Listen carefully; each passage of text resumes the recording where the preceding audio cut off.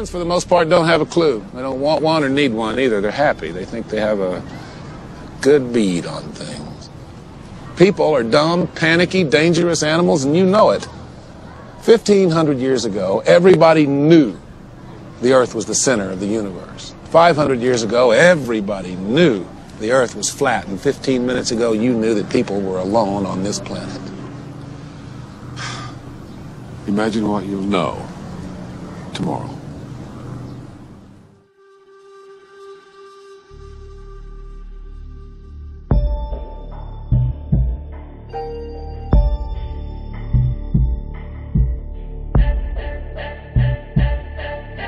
在今天还有一个大师的声音，一定得好好听听。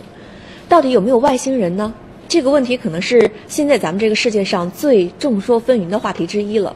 那昨天在美国探索频道播出的一个最新的纪录片当中，有一位科学家给出了他的答案，而这个答案引起了很多的关注，因为它是来自斯蒂芬·霍金。宇宙中有1000亿个星系，每个星系又有数亿颗恒星。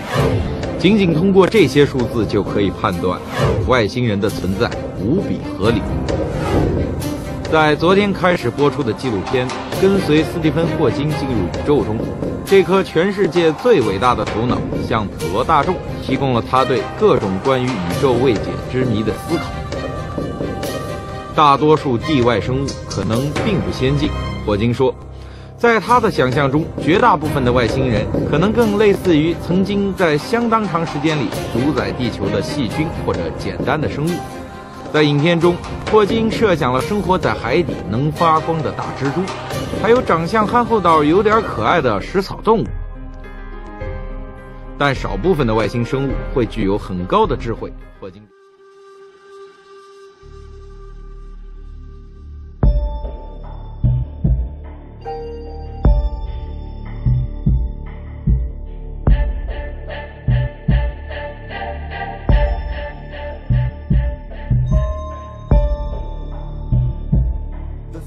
that life on Earth began with alien organisms landing here from other parts of the universe is controversial.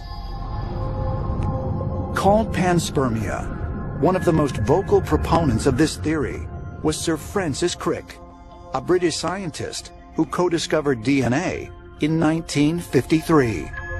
Francis Crick Francis Crick, co-discoverer of the double helix in cells, said that all this can't happen by chance, but has to have been engineered. One of his arguments is that the rotation of the DNA is in the same direction for all living things.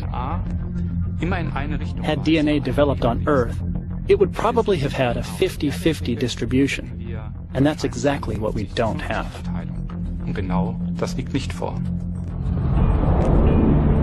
One of the reasons why I think the theory of panspermia is so incredible is that it tells you that there's life throughout the universe.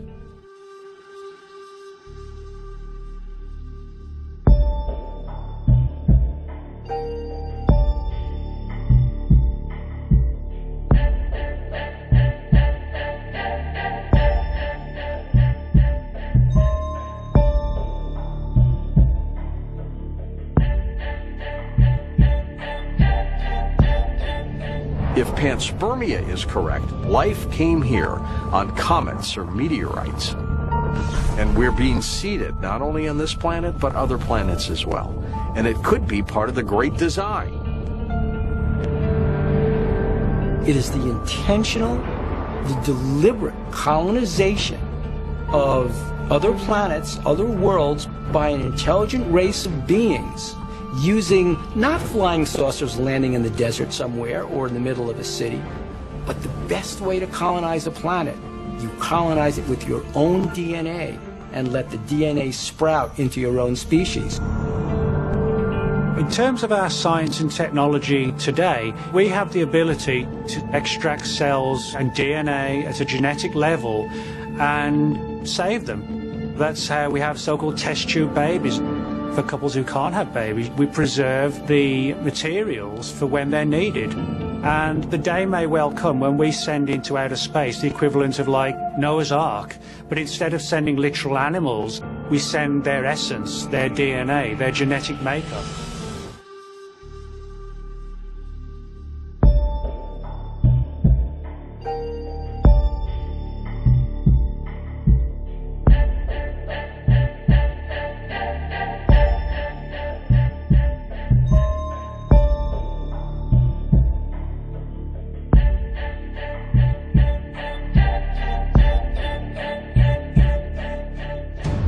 In Greek mythology, the Titan Prometheus is often credited with creating human beings out of basic materials found on Earth. Prometheus was playing with mud and made little figurines out of it. And Athena was fascinated with this and breathed life into them. The cynical read is to say, well, what he wants is somebody to worship him like people worship Zeus. He created us in his image, and he gave us all these skills, culture and technology and medicines, and makes us what it means to be a human being. Zeus realized he couldn't uncreate these beings, but what he could do is limit them in their capabilities and restrict them in their capacity and prevent them from becoming godlike.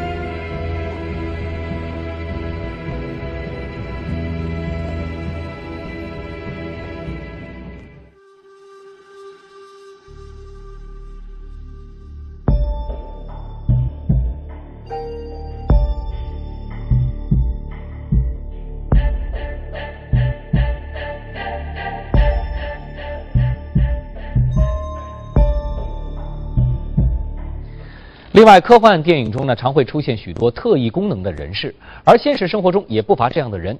在越南胡志明市，有一位11岁的小女孩，她竟然可以让周边的物品自动起火。改编自科幻大师史蒂芬金的小说，电影《势如破竹》里，一名会起火的女孩拥有超能力。而现实生活中，越南胡志明市也真的有名11岁少女，可以把家中的电源开关、电风扇全都烧成焦黑状。她家的3楼也因为这样被烧得精光。由于小女孩引火力量惊人，她的父母也只能尽量把家具搬离小孩身边，而且在身边置放水桶才敢入睡。倒是小女孩的特殊能力已经引起科学家好奇。就像电影情节，科学家也扫描了小女孩的脑部，发现她的右脑有些异样，推测这可能是导致小女孩异于常人的原因。不过科学家现在还无法找到小女孩神秘力量的真正来源，还得做更深入的研究才能确定。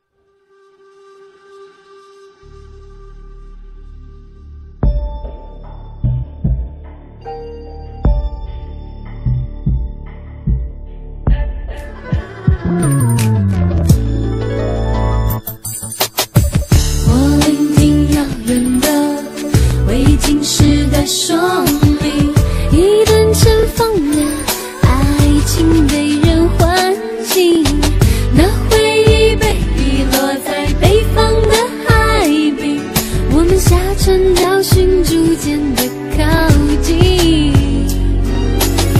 时间在嘲笑着我们是如此的年轻，承诺就像易碎的花瓶。